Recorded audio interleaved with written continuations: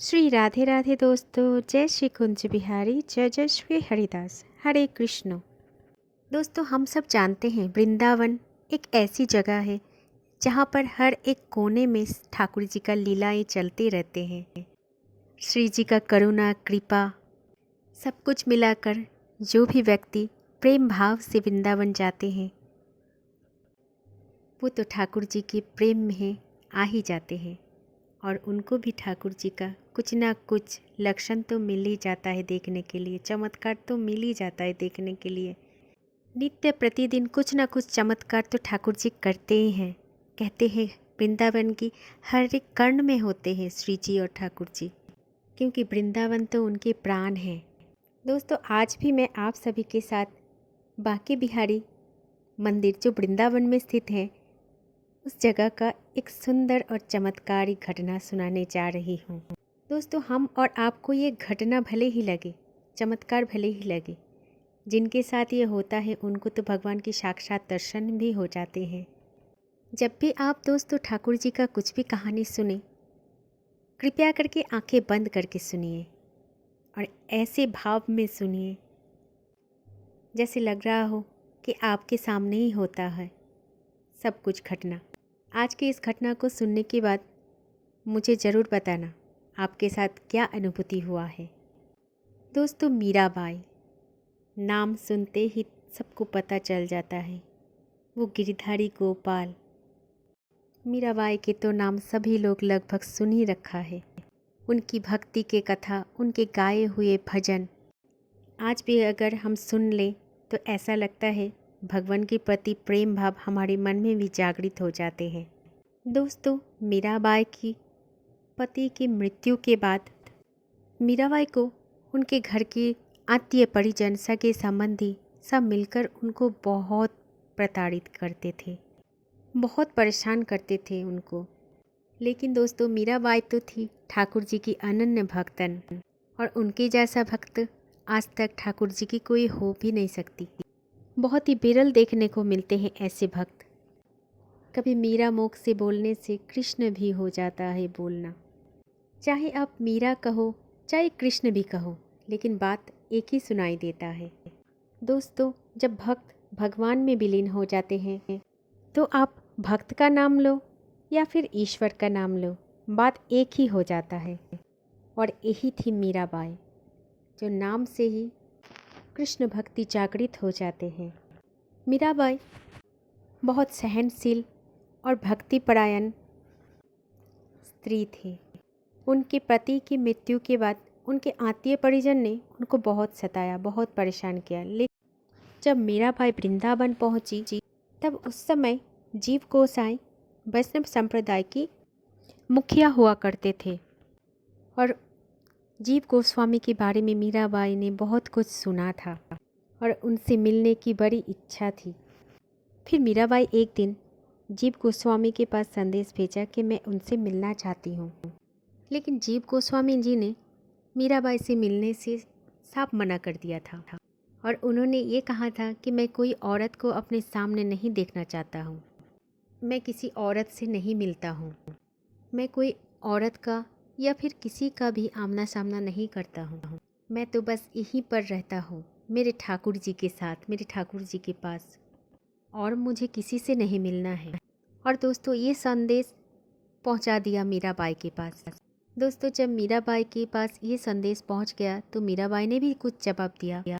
मीराबाई ने संदेश में ये लिखा था कि गोसाई जी, गोस्वामी जी, मुझे तो लगता था कि वृंदावन में एक ही पुरुष है, और वो पुरुष है हमारे गिरधर गोपाल, हमारे कृष्ण कन्हैया, बाकी सब तो गोपी हैं। लेकिन आज मुझे ये भी पता चला कि वृंदावन में मेरे ठाकुर जी के अलावा, मेरे गिरधर गोपाल के अलावा कोई दूसरा पुरुष भी है। फिर अगले दिन ही कुछ ऐसा हुआ। सुबह सुबह ही जीव गोस्वामी जी ने मंदिर का द्वार खोले और देखते ही एकदम से चौंक गए, मानो कि अचंभित हो गए थे। और सामने देखा कि ठाकुर जी का जो विग्रह है, श्री बांके बिहारी जी का जो विग्रह है, वो घाघरा चोली में है। गोस्वामी जी चौंक गए कि आज कैसे ठाकुर जी घाघरा चोली पहन लिया। ठाकुर जी तो नाक में नथ धारण कर लिया, हाथ में चूड़ियाँ भी धारण कर लिया, सर में चुनरी भी ओढ़ रखा है। आज तो ठाकुर जी एकदम स्त्री का रूप धारण किए हुए हैं। और ये सब कुछ देख करके जीव गोस्वामी जी बहुत ज़्यादा क्रोधित हो गए। जोर जोर से चिल्लाया और मंदिर के आसपास से सबको बुला लिया और सबसे पूछा कि किसने ये काम किया है, किसने ठाकुर जी का पोशाक धारण करवाया है, कौन गया था ठाकुर जी के पास।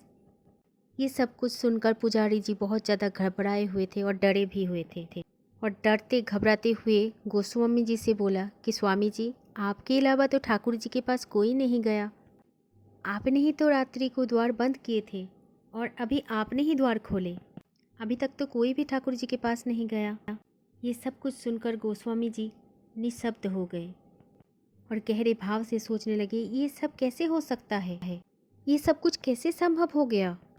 फिर पुजारी जी गोस्वामी जी से कहा, गोस्वामी जी, अगर आपकी आज्ञा हो तो आपको एक बात बोलूं।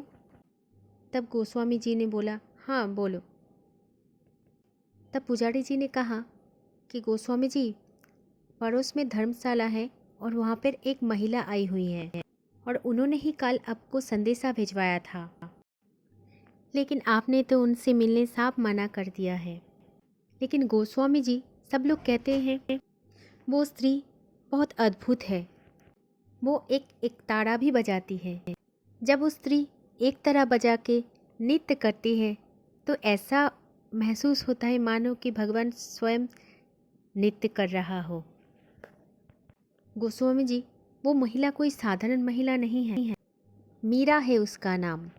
और जब वो भजन गाती है, कीर्तन गाती है, तो ऐसा अनुभूति होता है कि साक्षात स्वयं भगवान श्री कृष्ण सामने खड़े हैं। हम सबको तो कृष्ण और उनमें कोई भेद भी नजर नहीं आता है, वो तो प्रभु का साक्षात रूप है। गोस्वामी जी, आपको शायद एक बार उनसे मिलना चाहिए था। गोस्वामी जी, ये भी तो हो सकते हैं कि ठाकुर जी यहाँ से आपको कुछ संदेश भी देना चाहते हैं। इसी कारण से गोस्वामी जी, आप एक बार तो उनसे मिल लीजिए। पुजारी जी के ये सब बातें सुनकर जीव गोस्वामी जी को अपनी गलती का एहसास भी हो गया और गोस्वामी जी तभी पुजारी जी से बोला, चलो फिर मुझे उनके पास लेके चलो, मैं उनसे मिलना चाहूँगा। फिर जीव गोस्वामी जी मीरा जी के पास गए और जब सच में मीरा जी को देखा तो देखते ही रह गए। दोस्तों, मीरा जी तो वैसे ही बड़ी अद्भुत थी। दोस्तों, कृष्ण भक्त के चेहरे में वो भी तेज होता है। जो कोई भी कृष्ण भक्त होता है उनमें भी भगवान श्री कृष्ण के ओरा ऊर्जा सब कुछ दिखाई देता है। और दूसरा भी, जो कोई भी कृष्ण भक्त होते हैं तो सामने वाला ये भी पहचान लेते हैं कि ये कोई साधारण नहीं है, ये तो मेरे ठाकुर जी का प्यारा है। मीरा जी को देखकर गोस्वामी जी सब कुछ समझ गए और फिर गोस्वामी जी मीरा जी के चरणों में गिर गए। चरण पकड़कर ये भी बोले कि देवी, मुझे आप क्षमा कर दीजिए, मुझे ये भी नहीं पता था। चलिए फिर आज मैं आपको खुद बिहारी जी के मंदिर लेके चलता हूँ, मैं खुद आपको बांके बिहारी जी से मिलवाता हूँ। गोस्वामी जी की ये सब बातें सुनकर मीरा जी बेहद प्रसन्न और आनंदित हो गए और गोस्वामी जी के साथ बांके बिहारी जी के दर्शन के लिए चल पड़े।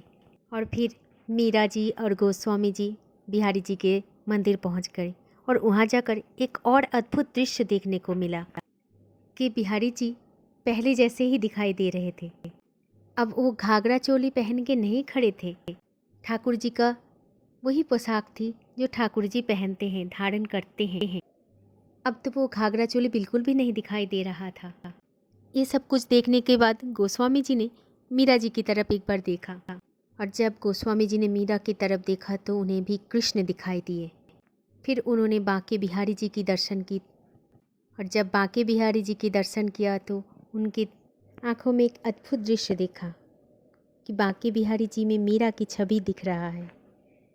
ये सब कुछ देखकर गोस्वामी जी चकरा गए कि ये सब कुछ हो क्या रहा है, क्योंकि कृष्ण में मीरा और मीरा में कृष्ण दिख रहा है।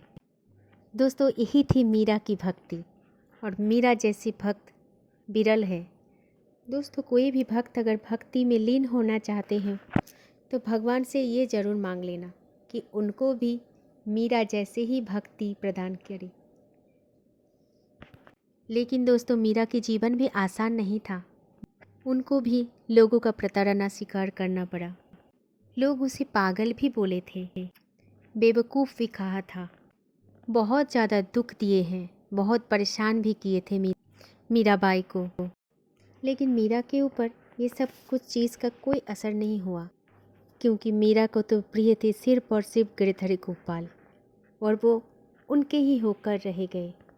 हम जिसको प्रताड़ना, दर्द, दुख, कष्ट बोलते थे, उसे वो कुछ भी नहीं होता था, क्योंकि उनके साथ गिरधर गोपाल जो थे। दोस्तों, यही तो है सच्ची प्रेम की कहानी। ईश्वर से प्रेम करो तो जीवन धन्य हो जाएंगे। ईश्वर से अगर मांगना कुछ है तो मीरा जैसी भक्ति मांगो। उसमें कष्ट है, लेकिन अनंत में आनंद भी है, क्योंकि मीरा के साथ जैसे गिरधर गोपाल थे, जो सच्चे भक्त थे भगवान के, उनके साथ भी भगवान हमेशा रहते हैं। गिरधर गोपाल श्री कृष्ण तो हम सबके साथ हैं, लेकिन हम उनको उतने प्रेम से खोजते नहीं हैं। इसलिए जीवन में कुछ खोजना है, कुछ पाना है, तो कृष्ण को पाओ, कृष्ण को खोजो। जीवन आनंद से आनंदमय हो जाए।